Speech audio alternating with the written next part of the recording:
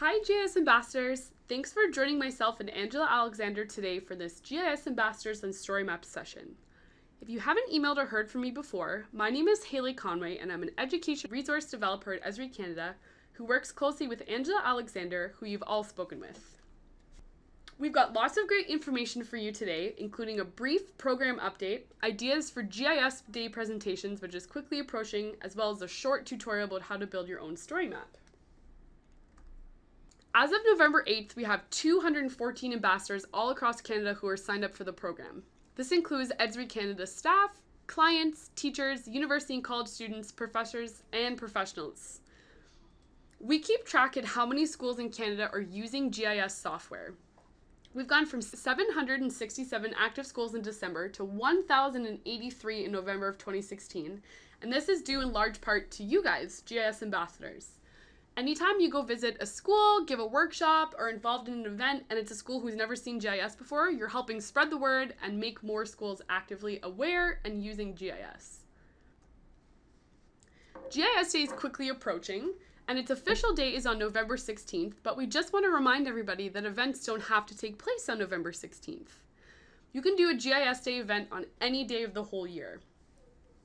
In my first webinar I did in April, I mentioned a couple ideas of what you can do for GIS Day activity or any presentation as a GIS ambassador, and I'll show you where all these resources and ideas are stored in an easy to find place. Whenever you go out and give a workshop or presentation, we'd love it if you took pictures of your event.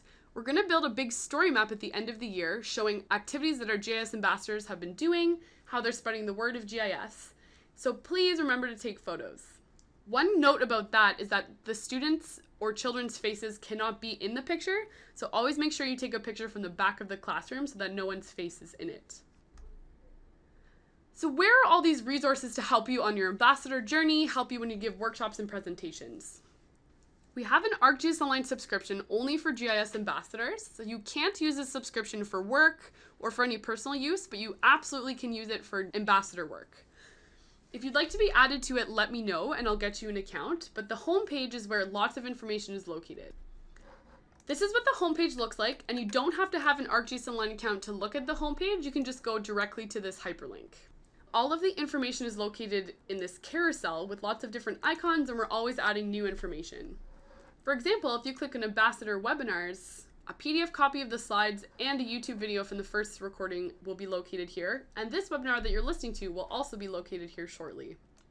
We have an ambassador signature that's a JPEG that you can download and add to your email signature. And most recently, we have a GIS Day Canada Gallery and a story map showcase. The GIS Day Canada Gallery has lots of activities and tutorials all listed in one easy to find place, so you can open it up and get students or teachers to interact with it when you're doing GIS Day events. For example, Canadian GIS Applications is a story map we built showing how you can use GIS in different Canadian careers all across not only Canada but the world. This is a good example if you're working with older students or doing a talk focused on different careers. It's got all sorts of really interesting maps in it that students can open up and explore. Such as this one, which tracks where the International Space Station is in real time. Right now, it's right down at the bottom of South America. The other link on the homepage is for a story map showcase, which we update frequently to show cool story maps that we've built that all relate to curriculum across Canada. For example, if you were speaking at a history class, ancient civilizations is taught in and around grade 10 all across the country, so you could have students open this up and explore. It's got questions built into it, lots of really great videos and different maps. Now I'm going to do a brief tutorial about how to build your very own story map. Much like anything in GIS, there's a couple different ways to do the same thing, so I'm going to show you two different ways to build your own story map from ArcGIS Online. The first way is to log into your ArcGIS Online account, open up the Map tab, create a new map, save it, and then access the story map templates from there. The second way, which is a little bit easier, is to click on this Apps button, which is right beside your name, and choose the Story Maps website. This opens up in a new tab and is a really great place to go for anything related to story maps. When you first open it from your ArcGIS Online account, it brings you to your My Story section where it will show any story maps you have saved in your My Content folder. In this case, I don't have any stories. Just to quickly go over these tabs at the top, Gallery shows a list of all sorts of different story maps you can explore. This is a little bit more robust than the story maps gallery we have on the homepage because it shows content from all over the world. These story maps are vetted by Esri Inc., so they're all really great and reliable sources that you can use. You can sort by the type of story map, the subject of story map, or the industry. Let's say, for example, I wanted to look at history and culture. When you click on that, the story maps filter out, and if you find one that looks awesome, you can just open it up and take a look. The resources tab is a really awesome place where there's tutorials, videos, and how-tos about all the different types of story maps. If you yourself are learning how to build your first story map, or you're teaching teachers or students, I would highly recommend going to this resources page for any help that you might need. The apps tab shows a list of all of the different types of story maps.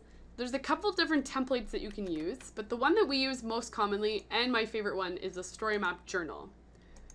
Once you're in this section of the website, you can just build a story map right away. Story maps have really great wizards that walk you through step by step how you need to build your own story map. But sometimes it's easier to see what a story map looks like so you can envision it before you build your own. Let's go back to the gallery and take a look at some examples of story map journals. This New Zealand road trip looks interesting, so I'll open it up and see what this template looks like. The way a story map journal specifically works is it has all these different sections that work kind of like PowerPoint slides. As you scroll down, the content on the left panel and the right panel update. The right panel is always interactive, so you can zoom in, zoom out, click on any of the maps, and you can also have websites, YouTube videos, and images on this side of the story map. Now that I have a better idea of what a story map journal looks like, I think I'm ready to build my own. The very first option is just to choose where you want the panel to be located, on the left-hand side or floating in the middle. I like it floating on the side. The next is just to give it a title. I'm going to make a story map about a canoe trip that I go on every year with a couple friends. Once you choose a title, the wizard comes up and asks you what you would like the main stage content to be on the first slide. I'm going to choose a map. And as we saw previously, I don't have any content saved in my account, so you can create a whole brand new map just right here when you're in the wizard. First, you need to give it a title, and then you can build your map right away. This is really similar to how a map looks in the Map tab of ArcGIS Online, except you're working within your story map journal template. You can still zoom in, add any content, or add map notes. I'm going to zoom into Algonquin Park, where I frequently go on canoe trips, and quickly add a map note on top of my favorite lake.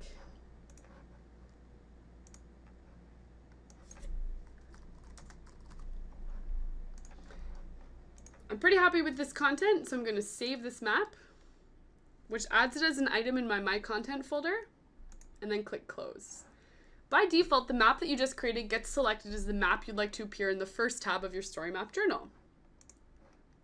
Before you can click add, you have to add some content into the handle of the story map.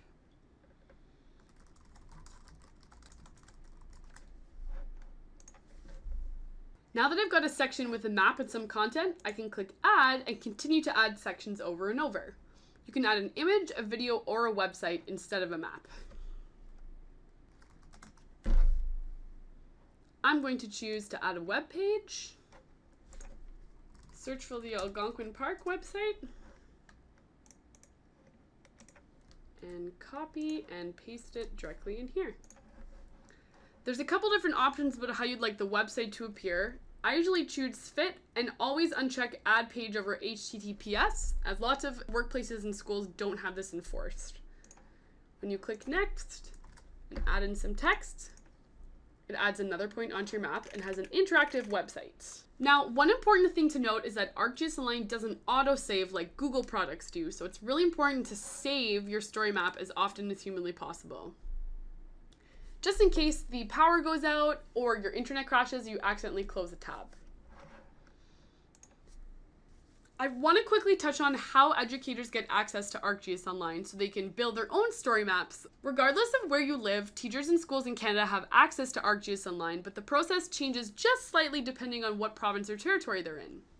In Ontario, Manitoba, the Yukon, British Columbia, and Newfoundland, the Ministry of Education for all of these provinces has bought an ArcGIS Online subscription for all publicly funded schools. If you don't live in one of those provinces or territories, we are currently donating an ArcGIS Online subscription to any school or school board for classroom use. That means we set up the subscription, provide training, and provide technical support. Regardless of where you live, the process is still the same to request access. Teachers can visit this webpage, esri.ca/AGOL access, and fill out this form. The top part is to get access to ArcGIS Online for themselves, and the bottom part is if they'd like access for their students, where they just have to provide an email address for every student. For those new ambassadors who haven't received a welcome kit in the mail yet, it's coming very soon. All new ambassadors receive one, and it's a backpack with some activities, buttons, and a list of schools in your area that you can contact to get in touch with to go give a presentation. Thank you very much for tuning into this webinar. It was short but sweet. I hope you learned a little something, and we're always around for questions. And thank you again for all your hard work as a GIS ambassador.